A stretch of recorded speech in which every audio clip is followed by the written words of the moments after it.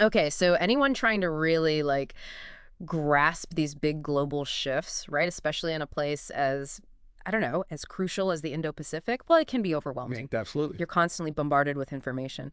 But think of this as your deep dive, your personalized deep dive Mhm. into the strategic currents and the potential breaking points in that region with a laser focus on Taiwan. Today, we're all about Taiwan. Spot on. We've really gone deep into a comprehensive report here, way beyond just like skimming the headlines. Right. We've extracted the real core analysis, the stuff that's actually shaping the security environment there. Yeah. So consider this like a fast track Hmm. to becoming genuinely well-informed about what is a really intricate It's situation. complex, yeah. And our Sure. mission for everyone listening is to kind of unpack those core tensions, Mhm. understand the strategic moves, the players, the domino effects, all without getting bogged down in military jargon or a million data points. There are some serious aha moments in this report that we can't wait to share. So let's jump right in. I mean, we got to start with arguably the most visible force in the region, China, Right. and what they're doing in and around the Taiwan Strait. I mean, it's hard to miss. Yeah. What really jumps out is just the sheer intensity and how often China's military is active there. The report really details a very noticeable surge in the PLA's presence near Taiwan. We're talking big war game exercises, Yeah. deployment of some pretty advanced naval assets. Yeah. Like, their aircraft carrier, the Shandong. This isn't just for show. No. These actions carry a lot of weight. They're not messing around. It's like they're rehearsing right out in the open. Hmm. And the report makes it clear this serves two purposes. It's a warning, a very direct warning to Taiwan. Right. But, and I think this is even more crucial, it's practice. They are literally practicing for a potential military intervention. It's like saying, hey, we're ready, and we're not afraid to show you what we can do. Now, the U.S., they've had a very specific way of dealing with this delicate situation for a while now. Strategic ambiguity. Right. Can you break that down? What does that actually mean in practice? Sure. It's it's exactly what it sounds like. Okay. Strategic ambiguity. The U.S. is choosing very deliberately to avoid saying outright whether or not they would get involved militarily if China actually attacked Taiwan. So it's vague on purpose. It is, yeah. And there's a two-part logic to it. Firstly, it's supposed to make Beijing think twice about an invasion. Keep them guessing about what the U.S. response might be. Okay. And secondly, it's meant to discourage Taiwan, from just going ahead and declaring independence without thinking about the consequences. Because they might be on their own. Right, because the U.S. might not automatically jump in to defend them. So it's this balancing act. Yeah. Trying to manage what both sides do, but it's inherently kind of unstable, isn't it? Creates uncertainty for everyone. Now, from Taiwan's point of view, with all this pressure mounting, you'd think their focus would be on boosting their defense spending, right? Right. But the report points out some roadblocks there, some internal issues. This is where Taiwan's internal politics gets really interesting.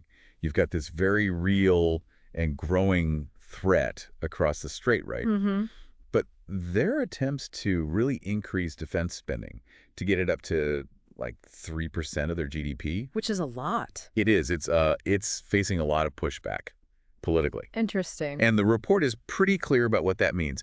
It could weaken their military readiness, their ability to actually deter an attack or respond effectively if one happens. That does sound like a pretty big vulnerability. It is. And on the flip side, you've got China. Right. Their military modernization is moving fast. Oh, yeah. And it's not just about how many troops they have, right? No, not at all. Yeah. This report points to a significant increase, like a 7% jump in China's defense budget. Yeah. And that money isn't just going towards more personnel.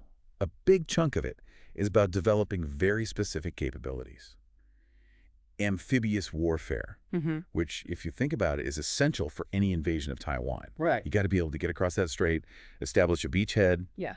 and then they're investing in high-tech weaponry, Right. stuff designed for rapid strikes, island assaults.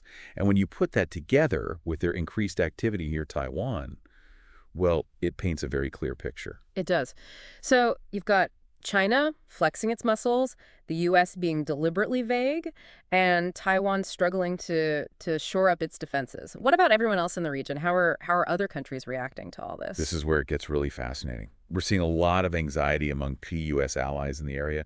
Japan, the Philippines, they're getting nervous. Right. The report highlights this growing concern about how predictable U.S. foreign policy really is, Okay. especially with all the recent diplomatic stuff, trade tensions. Right. And these doubts, they can have very real consequences. These allies, they might start rethinking their own defense strategies, how much they can really rely on the U.S. for security in the long run. Makes sense if you're not sure your main security partner is going to have your back. Exactly. You start looking at other You options. got to hedge your bets. And the Philippines, the report mentions they're taking a more proactive stance, right? Yeah, definitely. Yeah. They're right there, next to Taiwan, geographically. Right. So they're taking concrete steps, logistical preparations, things like that, for a potential evacuation of their citizens who are working in Taiwan. Oh, wow.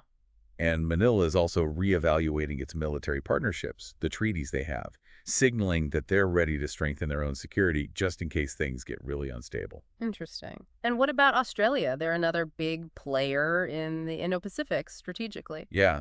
And the report points to some criticism there. Some analysts are saying they're not investing enough in key areas, like missile defense, ballistic missile systems, things like that. So even though they're in a key location and the threats are increasing. The feeling is their current defense spending might not be enough to really guarantee their security long term. Makes you realize this isn't just about Taiwan, is it? China's ambitions seem to extend to the whole region. Exactly. The report's very clear about that. China's projecting power way beyond just the Taiwan Strait. More military exercises in the South China Sea, even closer to Australia. This shows what Beijing's ultimate goal is: to dominate the region, to have real control over the maritime landscape of the entire Indo-Pacific. And the U.S., they're trying to reassure their allies, right? I think the report mentioned something about that. Yeah, the U.S. Defense Secretary has been doing the rounds diplomatically, Right. trying to tell Asian allies that America's commitment to regional stability is rock solid. Sure. But, and the report makes this point pretty clearly, those reassurances are kind of undermined by reality. How so? The U.S. has a lot of global commitments. Right. And their policy approach, well, it hasn't always been super consistent. It's like trying to be in multiple places at once when everything's on fire. A tough balancing act for sure. Shifting back to Taiwan itself, it sounds like they're not just waiting around for someone else to save them. No. They're taking steps internally to prepare their people for a potential conflict. What's really striking is how much emphasis Taiwan's putting on civil defense. They're getting ready. In what way? The report details these big exercises in Taipei. And it's not just the military. It's emergency services, regular citizens. Everyone's involved. Wow. This shows that they're aware and they recognize they need to be prepared for a whole range of scenarios. That's smart. And then there's this pretty unsettling concept that strategic analysts are talking about, the fait accompli scenario. What is that exactly? This is a big worry, the fait accompli. The idea is that China might try to invade Taiwan so fast, so overwhelmingly, that by the time the international community reacts, it's already over. Like a done deal. Exactly. The fait accompli, like a sudden land grab, and the new borders drawn before anyone can really object or intervene. That's a chilling thought. It is. And the report also brings up some questions about whether the U.S. military is actually ready to respond in the region. This is a big question mark about U.S. priorities strategically.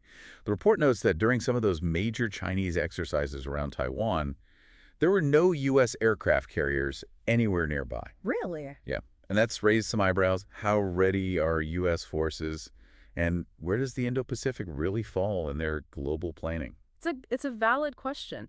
And it's not all about military hardware, is it? There seems to be some disagreement even within the U.S. government about the best way to defend Taiwan. That's right. The report highlights that. Different opinions within the U.S. government on the best approach. Oh, interesting. And that lack of a clear, unified strategy, it could be a real problem. It could slow down the U.S. response if there's a crisis, make it more complicated. So while everyone's focused on the ships and the planes, there's also this whole other level of what they call non-kinetic warfare going on.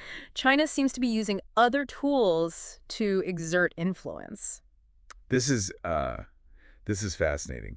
Beijing is very good at what's called non-kinetic warfare. Yeah. Using things other than direct military force. Okay. And the report goes into detail. Cyber operations to disrupt infrastructure, misinformation campaigns to create chaos and, demoralize people in Taiwan. Right. And then using the media very strategically to shape how the rest of the world sees the situation. It's all connected. It is. It's a vital part of their overall strategy, even if it's not as visible as the military stuff. Right, right. And it's not just the main players in the region who are paying attention. Mm-hmm. Some European countries are making their presence known in the Taiwan Strait. Yeah, absolutely. Yeah. The report mentions these naval deployments by European powers, France, Germany, the UK. Sending ships through the strait. Exactly. And it's symbolic, but it's important. It reinforces this idea of freedom of navigation, which is a key international legal principle. Right. It also sends a message to China. The world's watching, and they're not on board with any unilateral attempts to change the status quo in the region. I see. And Taiwan itself, just geographically, I mean, it seems so central to all of this. Oh, it absolutely is. Yeah. Taiwan's strategic importance geographically can't be overstated. In what way? It's part of what's called the first island chain, Okay. and that makes it a crucial buffer, preventing China from expanding further out into the Pacific. Right. And its location is vital for monitoring the region, keeping that balance of power in check. Gotcha. And the report mentions another really worrying possibility that could come out of all this uncertainty, the risk of nuclear proliferation in the region. Yeah, this ties back to those doubts about U.S. security guarantees. If countries like Japan and South Korea start thinking that the U.S. might not be there for them in the long run, and they're facing this growing threat, well, the report raises the very real concern that they might decide to develop their own nuclear weapons. That's a scary thought. It is. It would be a disaster. It could trigger a whole arms race in the region with everyone trying to one-up each other. Extremely destabilizing. From China's perspective, they've got their own legal framework that kind of backs up their stance on Taiwan. Mm-hmm. The anti-secession law. Yeah, that's a fundamental part of how they think about Taiwan strategically. The report explains that this law, from China's point of view, gives them a legal basis to use force against Taiwan. Under what circumstances? If Taiwan formally declares independence, or if Beijing decides that all the peaceful options for reunification have been exhausted. Basically, it underscores how serious China is about their claim over Taiwan. It's non-negotiable. It's a strong statement. And if a conflict did actually break out, the effects wouldn't be limited to just that region, right? It seems like the global economy has a lot at stake here. That's a huge point. The report really emphasizes how important Taiwan is in the global economy, especially when it comes to producing high-end semiconductors, the brains of all our electronics. Right. A conflict in the Taiwan Strait would throw a wrench into those supply chains big time. And it would hit the tech sector especially hard. Yeah. And that would ripple out through the entire global market. Every economy would feel it. And for listeners, think about how much you rely on technology. Your phone, your computer, your car. If that semiconductor supply chain gets disrupted, it could mean those things become much harder to get and a lot more expensive.